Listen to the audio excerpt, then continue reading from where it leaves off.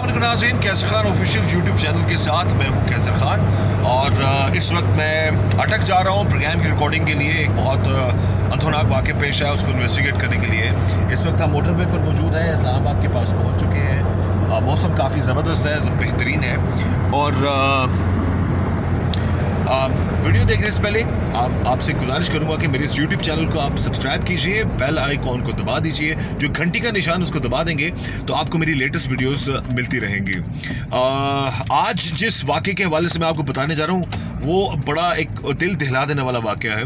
एक बीवी ने अपने आशना के साथ मिलकर, अपने से आधी उम्र के लड़के के साथ मिलकर अपने 12 साल रफाकत यानी कि 12 साल उसकी शादी हो चुके थे, अपने शोहर को बड़ी बेरहमी से कत्ल कर दिया। ये वाक़या बड़ा अंधुनाक वाक़या है और आपको पता है कि जो भी केसेस मैं इस प्रोग्राम में डिस्कस करता हूँ, इस यूट्यूब चैनल पर डिस्कस करता हूँ, वो सब ओरिजिनल होते हैं और मेरी कोशिश होती है कि आप लोगों को मैक्सिमम गाइड किया जा सके। सबसे इम्पोर्टेंट बात जो आप लोगों के साथ शेयर करना चाहूँगा कि जब मैं इस औरत के इस केस को इन्वेस्टिगेट करने के लिए मैं गया तो वहाँ पर मामलात बड़े अजीब थे। इस औरत से जब मैंने, पुलिस की कस्टडी में थी, लेडी पुलिस कांस्टेबल उसके साथ मौजूद थी, जब मैंने इससे बात की तो उसको कोई गम नहीं था, उसको कोई पछतावा नहीं था, उसको किसी किस्म की कोई प्रॉब्लम नहीं थी। जब मैंने उससे पूछा कि क्या वजूहात थी, क्यों तुमने इतना बड़ा जुल्म किया और 12 साल तुम्हारी शादी को रहे और तुम्हारे खावंद ने कभी तुम्हारे साथ कोई जुल्म किया या तुम पर कोई किसी किस्म का कोई ज्यादती की, तो उसने कहा जी नहीं, बिल्कुल नहीं, कोई ऐसा मसला नहीं था। मेरी दोस्ती हो गई थी एक हमसाए के साथ जो कि उससे उम्र में ऑलमोस्ट आधा था। इस औरत की उम्र थी तकरीबन 40 साल और उस लड़के की उम्र थी तकरीबन 20-22 साल के करीब। मुझे हैरानी होती है ऐसे नौजवानों पर जो बड़े वो अपने से ज़्यादा उम्र की औरतों के साथ भी गलत ताल्लुकात बना लेते हैं और फिर अपनी ज़िंदगी और दूसरों की ज़िंदगी भी बर्बाद कर देते हैं। तो ये कहानी शुरू कहाँ से हुई? इसने कहा जी कि मेरी शादी को 12 साल हो गए थे, मेरे 4 बच्चे थे, 2 बेटे 2 बेटियाँ, और हमारे हमसाए में एक नौजवान रहता था जो उसको देखा करता था और उसको भी बड़ा पसंद था।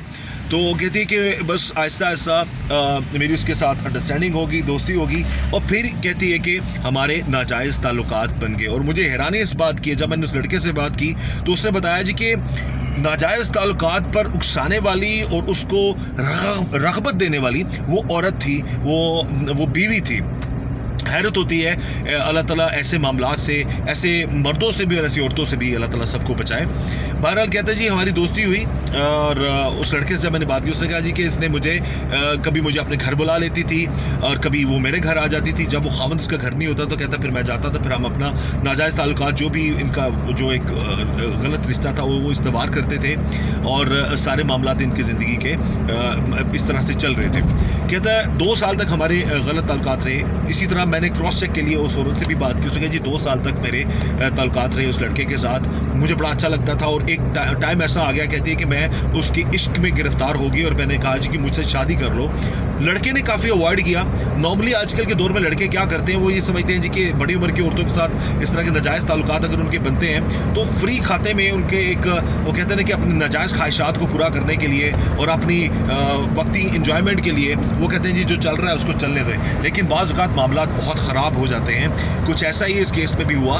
उस लड़के को अंदाज़ा नहीं था कि ये औरत इस हद तक आगे चली जाएगी। 2 साल जब गुजर गए तो उस बीवी ने बताया जी कि मैंने लड़के को कहा कि मैं अब तुमसे शादी करना चाहती हूँ, मैं तुम्हारे बगैर नहीं रह सकती, इस तरह मैं चुप चुप के तुमसे जो मिलती रहती हूँ तो इससे मेरा जो है मामलात नहीं चल रहे, मैं खुलकर ज़िंदगी गुजारना चाहती हूँ तुम्हारे साथ। तो उन दोनों ने एक प्लान बनाया। उस औरत ने कहा जी कि मैं प्लान बनाती हूँ कि अपने शोहर को स्लो पॉइजनिंग कर करके मैं उसको कत्ल कर दूंगी।